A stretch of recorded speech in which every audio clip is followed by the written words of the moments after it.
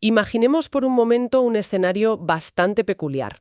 A ver, un equipo de ingenieros tiene a su cargo el trazado de una autopista multimillonaria. Ujú. Tienen ya todos los planos aprobados, el presupuesto asignado y las excavadoras están listas para empezar a mover tierra. Ujú. Y de repente el gobierno obliga a detener todo el proyecto. Literalmente a frenar en seco. Exacto. Obligan a desviar toda la ruta y a gastar cientos de miles de euros extra. ¿Y el motivo? Mm. Una formación rocosa que está en medio del camino. Que cualquiera pensaría que es un problema geológico insalvable, claro. Pues no, no es por la geología. Es porque se afirma que en esa roca, supuestamente, viven elfos. Claro, visto desde la óptica de cualquier país occidental contemporáneo, pues esto parece una broma, o sea, una exageración para atraer turismo. Ya, totalmente. Porque asumimos que la modernidad siempre ha consistido en, digamos, ahuyentar los mitos a base de luz eléctrica, asfalto y planes urbanísticos.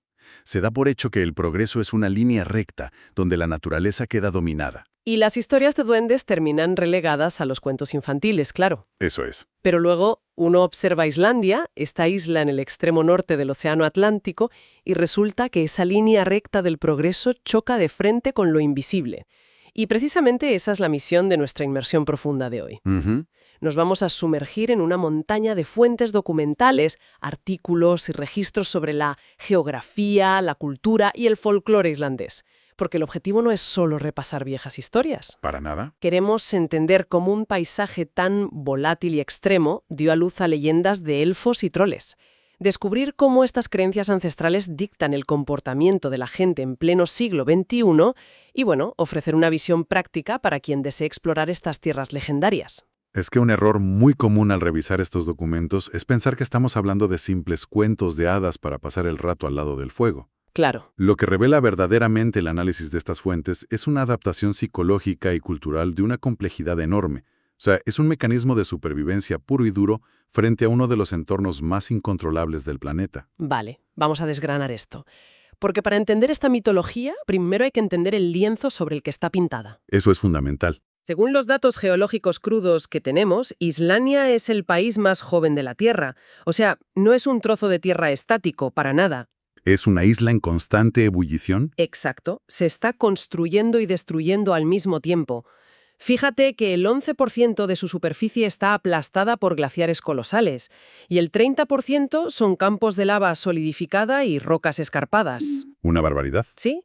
Y si buscamos una analogía, la geografía islandesa es como tener un compañero de piso inmensamente poderoso, impredecible y con muy mal genio. Qué buena comparación, la verdad. Pues crear mitos sobre elfos o sobre el pueblo oculto, que es como se conoce al Huldufolk, es en el fondo redactar un manual de convivencia para no hacer enfadar a ese compañero de piso. Totalmente. Y lo fascinante aquí es cómo reacciona el cerebro humano ante un entorno que no solo lo empequeñece, sino que, además, resulta totalmente indiferente a su supervivencia. Ya. A ver, los primeros exploradores que llegaron allí, como aquel navegante vikingo llamado Nadutur, que la bautizó inicialmente como Tierra de Nieve, Un nombre muy descriptivo. claro, pues se toparon con un paisaje de una fuerza indomable. Pero ojo, que a la geología hay que sumarle los contrastes lumínicos, que son brutales. Madre mía, la luz. En verano se experimenta el sol de medianoche. Tienes una luz perpetua, difusa, que es casi espectral. Pero luego en invierno llega la noche polar. Meses de oscuridad. Meses de oscuridad casi total, sí, donde la única fuente de luz puede ser el baile silencioso de las auroras boreales en el cielo negro. Y claro, un espacio tan inmenso donde solo se escucha el crujir del hielo o el siseo de las fumarolas en medio de esa oscuridad es el caldo de cultivo perfecto para la sugestión. Exactamente. La psicología humana detesta el vacío y detesta el caos. O sea, cuando un volcán entra en erupción o el suelo tiembla, es una demostración de caos absoluto. Ujú. Pero si la mente humana personifica esa fuerza de la naturaleza, si dice que no es un temblor aleatorio sino un elfo territorial o el Huldufolk protegiendo su hogar, de repente ese caos adquiere una narrativa. Ya tiene un rostro y unas reglas. Eso es. Y el ser humano prefiere mil veces enfrentarse a una entidad invisible que sigue ciertas reglas de respeto mutuo que a la pura y impredecible lotería de la física y la geología. Al poblar esos espacios vacíos con seres místicos, pues le dieron sentido a lo incontrolable. A ver, me surgen dudas al revisar los datos poblacionales y ecológicos, porque hay detalles en las fuentes que parecen sacados de otro planeta y que seguro influyeron en esa mentalidad. Sí, hay datos muy curiosos. Por ejemplo, las fuentes subrayan que es un hábitat tan aislado y particular que existe una ausencia total de hormigas. 0 hormigas. 0 hormigas nativas en toda la isla, porque claro, los ciclos de frío y el tipo de suelo no les permiten establecer colonias. Ujú. Y por otro lado, fíjate en la desproporción animal increíble que hay. Resulta que existen unas 600.000 ovejas frente a una población humana que apenas roza los 400.000 habitantes. Es que ese detalle de las ovejas no es anecdótico para nada. Cuando los primeros colonos llegaron, se dieron cuenta de que la agricultura a gran escala era prácticamente inviable. Claro, con ese clima y el terreno volcánico, imposible. Imposible. Por eso la oveja islandesa, que fue traída por los vikingos, se convirtió en el pilar absoluto de la supervivencia. Les proporcionaba alimento y, sobre todo, la lana indispensable para no morir de frío. Y hablando de esos primeros habitantes, los estudios genéticos que analizan las fuentes muestran una mezcla pero que muy curiosa. Sí, esto es fascinante. Resulta que la mayoría de los hombres que se asentaron originalmente eran de ascendencia nórdica, vikingos, vamos, mientras que la inmensa mayoría de las mujeres provenían de territorios celtas. Concretamente de Irlanda. Exacto, y muchas veces llevadas allí a la fuerza. Lo cual genera un cóctel cultural interesantísimo en la isla, porque tienes por un lado la mitología nórdica de los vikingos, llena de dioses guerreros, gigantes de hielo y un destino súper fatalista. Ujú. De su chopra y se mezcla con el rico folclore celta de las mujeres irlandesas. Un folclore que está muy ligado a las hadas, a los espíritus de los montículos y a esa magia sutil de la naturaleza. Claro. Esa fusión, tanto genética como cultural, es la verdadera madre del Huldufolk. Aquí es donde se pone realmente interesante, porque, a ver, toda esta historia de vikingos, mujeres celtas y mecanismos de supervivencia psicológica encaja perfectamente en el siglo X. Sí, en esa época tiene todo el sentido. Pero es que estamos en el siglo XXI, y a mí me cuesta conciliar lo que dicen las fuentes sobre la Islandia contemporánea. Estamos hablando de una de las sociedades más punteras del mundo. Sin duda.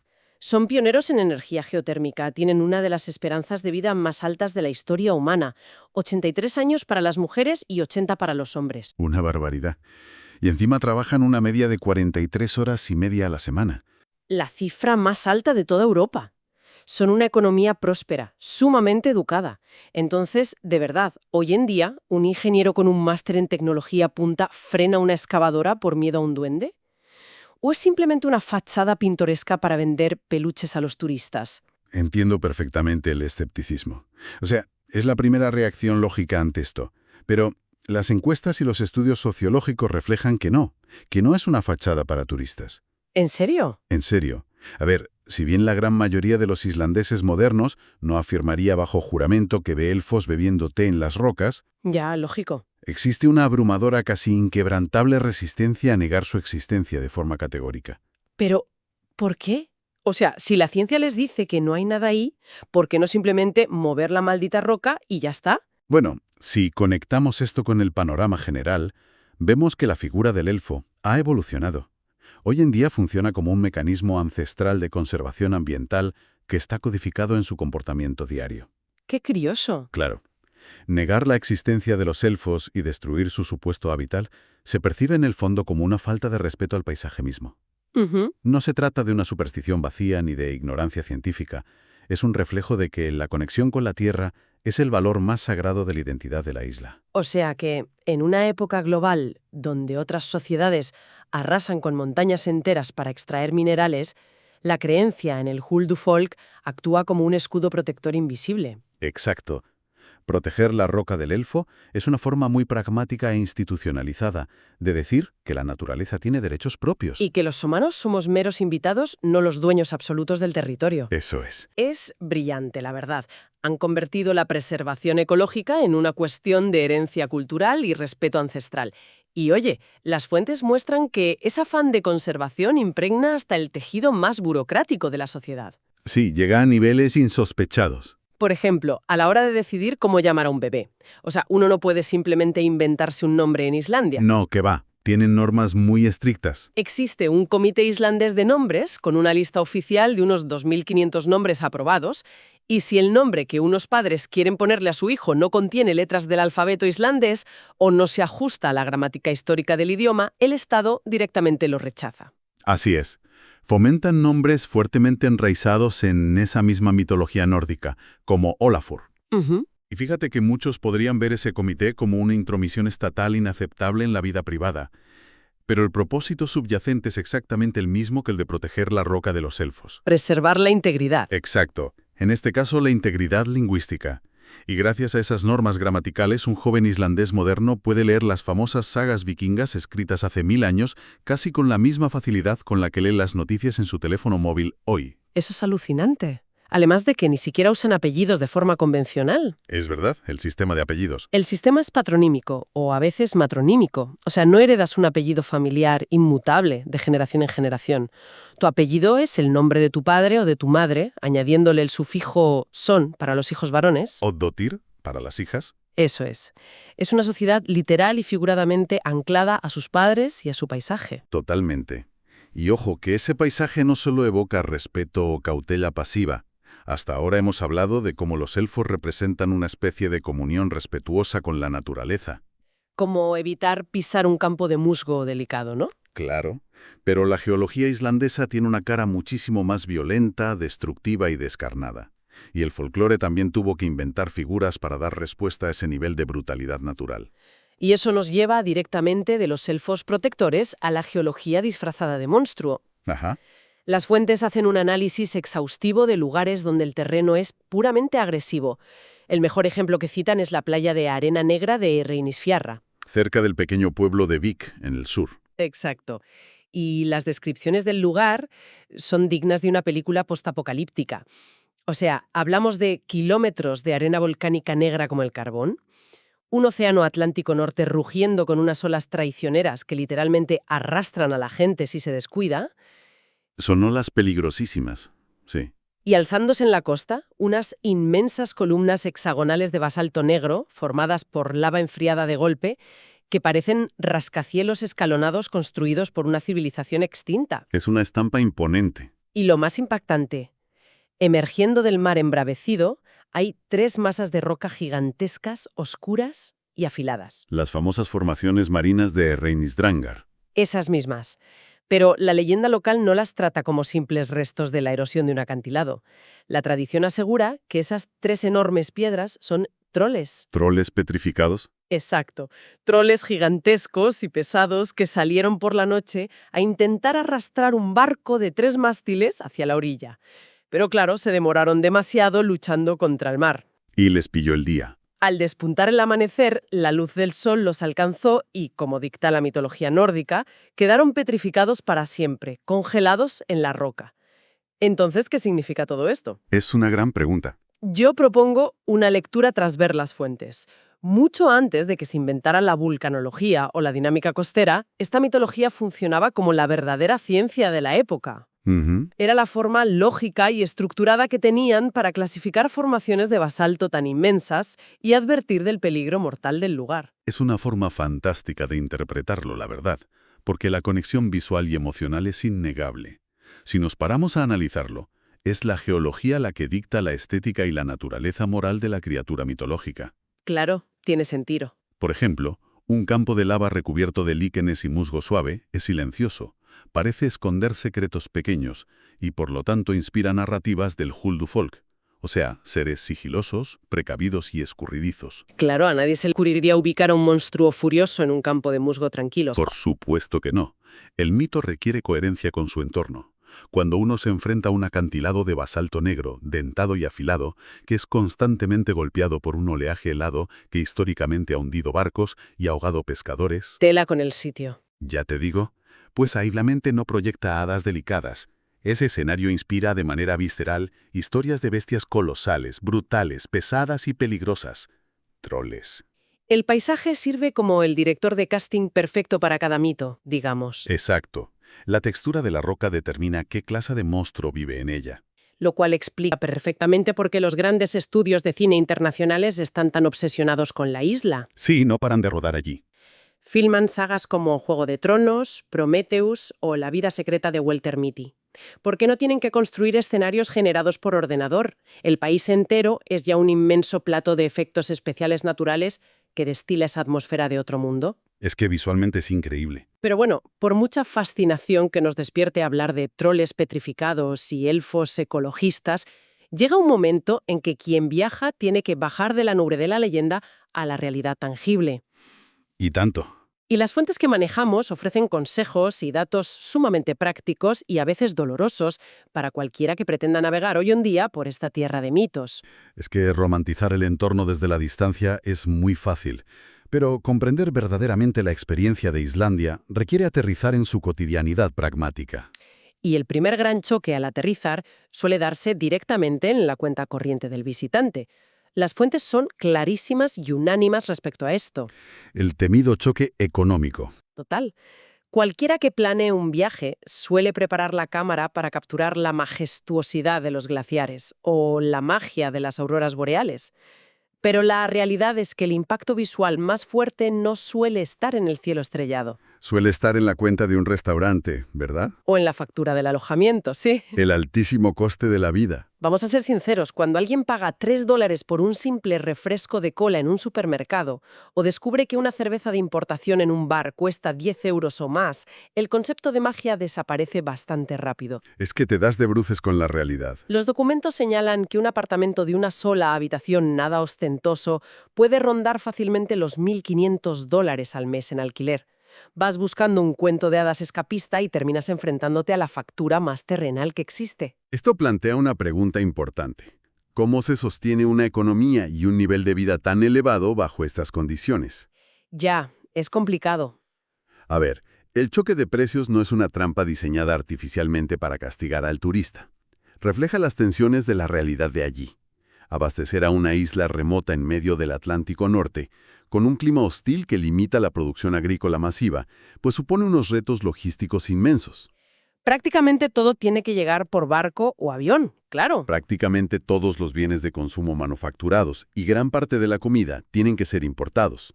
Y si a eso le sumamos que el país mantiene un estado de bienestar muy robusto, con salarios elevados y una altísima calidad de vida para sus ciudadanos, Pues el coste se dispara matemáticamente. inevitablemente, quien viaje allí debe estar abierto a la maravilla mística del entorno, pero blindado con un pragmatismo absoluto en términos económicos. Planificar al milímetro es vital, desde luego.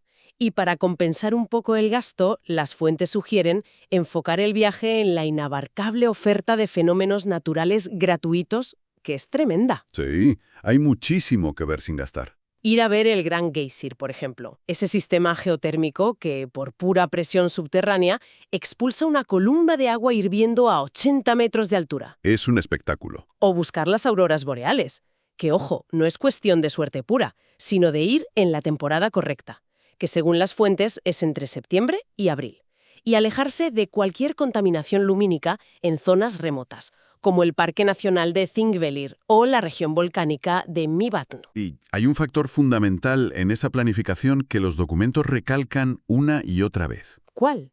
La lectura del clima, y muy especialmente del viento. Ojo con esto, porque el viento en Islandia no es simplemente una brisa molesta que te despeina. Las fuentes indican que el idioma islandés tiene más de 100 palabras diferentes única y exclusivamente para describir el viento. 100 palabras. Es impresionante. Y es que el vocabulario de un idioma es el espejo más nítido de las prioridades y las amenazas de una cultura.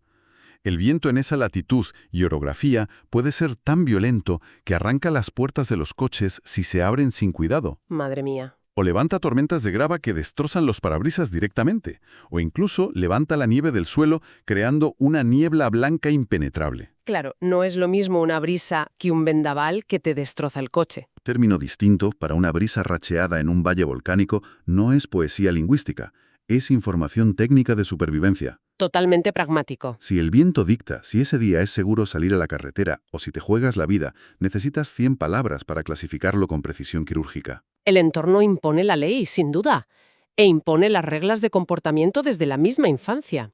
Hay un detalle en el folclore recogido en los documentos que me parece fascinante para quienes decidan viajar con niños. Ah, sí, la tradición oral de los caminos. Es vigilar la actitud de los infantes.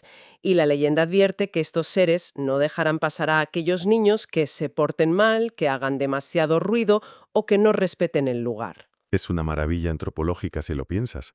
Utilizan la mitología del paisaje como una herramienta de disciplina cívica y de educación infantil. Muy útil, la verdad. Refuerza la idea, desde que son muy pequeños, de que el entorno no es un telón de fondo inerte frente al cual desarrollamos nuestras vidas. La naturaleza es un ente activo, casi un juez con autoridad, que vigila y exige respeto. Desde el Huldufolk, que reclama cuidado al no remover una piedra musgosa, Pasando por los troles de basalto que advierten del peligro mortal de un mar violento, hasta estos espíritus que exigen silencio y compostura en el bosque. todo el sistema de creencias converge en un único y rotundo mensaje. O sea que el ser humano no es el centro del universo, es simplemente un invitado temporal en una tierra antigua y poderosa. Él es la lección principal. Y con esa perspectiva llegamos al final de nuestra exploración de hoy. Si algo nos ha quedado claro al diseccionar todas estas fuentes, es que intentar separar la geografía de la cultura en Islandia es un ejercicio totalmente inútil. Son la misma cosa. Van de la mano. Hemos analizado cómo la masa de tierra más joven, volátil y de contrastes lumínicos más agresivos del planeta obligó a un puñado de colonos vikingos y celtas a inventar mitos para no enloquecer ante lo incomprensible.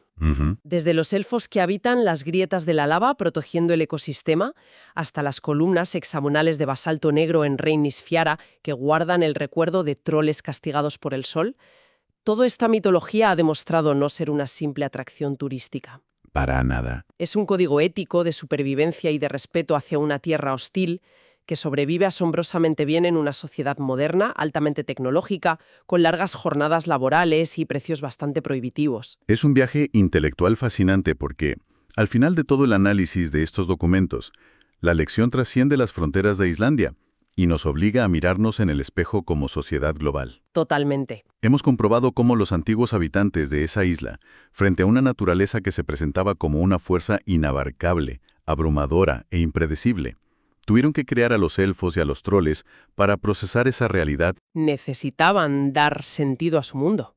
Claro, darle un rostro al caos era la única manera de sentir cierto orden y de poder interactuar con él sin quedar paralizados por el miedo. Lo cual nos deja con una reflexión bastante provocativa, para que cada uno le dé vueltas por su cuenta.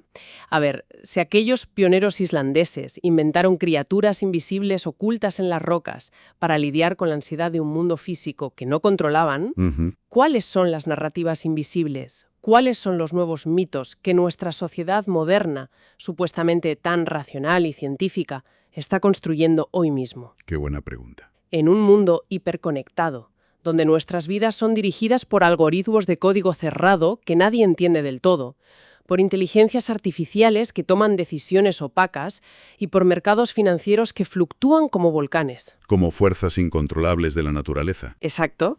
¿Qué historias nos estamos contando a nosotros mismos para sentir la ilusión de que tenemos el control? Quizás la próxima vez que nos sonriamos al leer sobre un ingeniero islandés que desvía una autopista por respeto a una piedra de elfos, deberíamos detenernos a pensar. ¿A pensar si no hacemos lo mismo? Exacto, si nosotros no estamos todos los días transitando por carreteras imaginarias e intentando esquivar a nuestros propios troles invisibles.